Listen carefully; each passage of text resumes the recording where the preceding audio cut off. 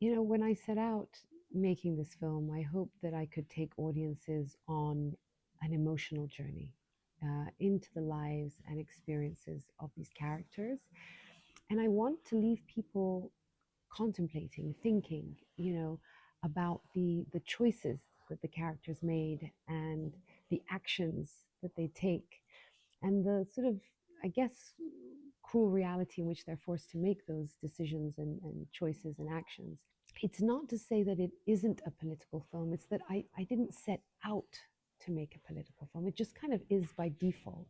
Whereas I'm much more excited and interested in exploring the human dynamics and the personal. That's my kind of approach, telling this human, what I hope is emotional, powerful story, and bring you closer to um, these characters.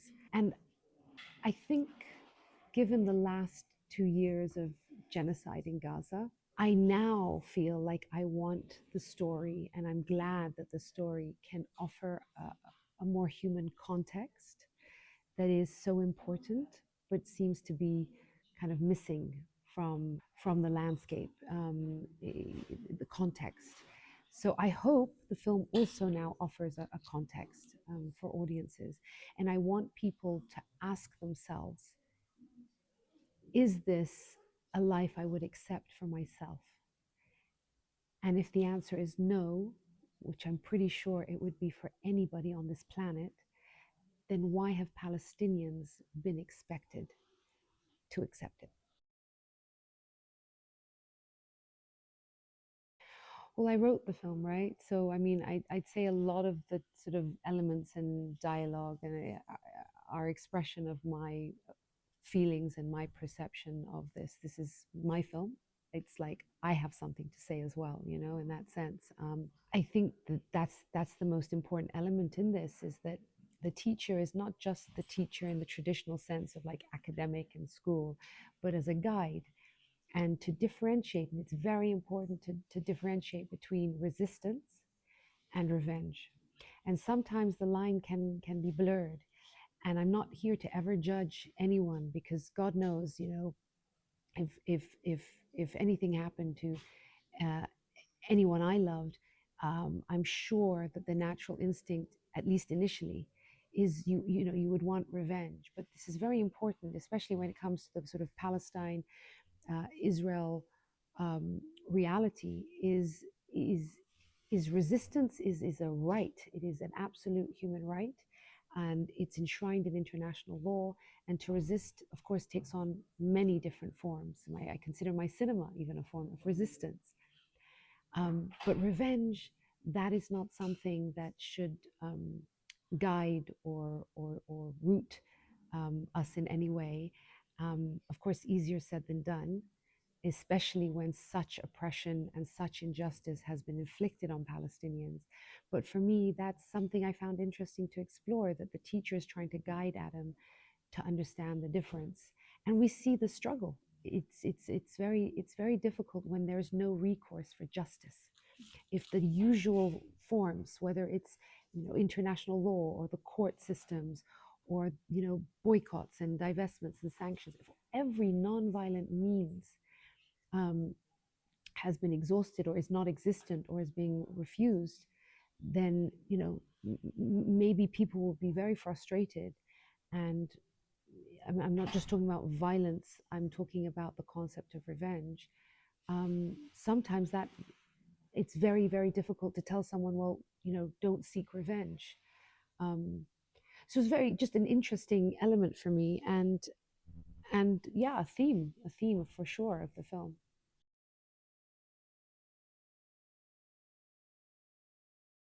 Look, I shot entirely in the West Bank, in the Nablus area. Making a film independent cinema is already very hard, and now you put yourself in a situation where um, there's a very harsh reality that is unfolding around you of occupation and apartheid, um, and so now your job is even harder, because you're dealing with things like checkpoints and roadblocks, and you're nervous when you have, your actors in military outfits or weapons, or it's you're on edge. It's not easy.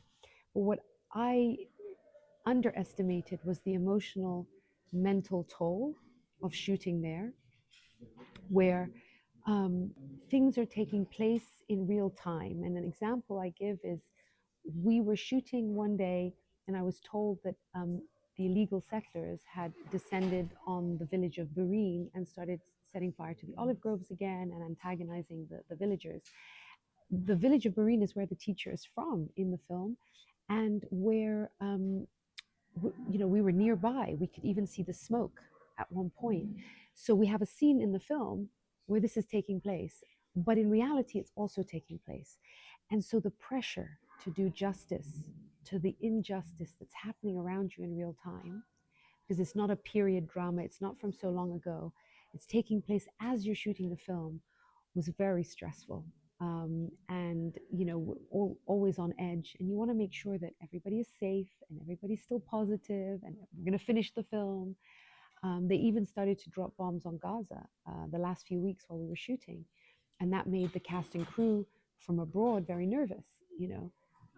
So it's really a very difficult environment.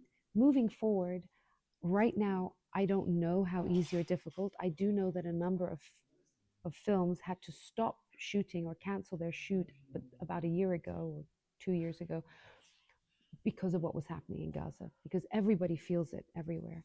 Moving forward, I think it's going to continue. It's only worse, but hopefully we can still shoot cinema there. I hope so. I'm working on a couple of things. Yeah, I am.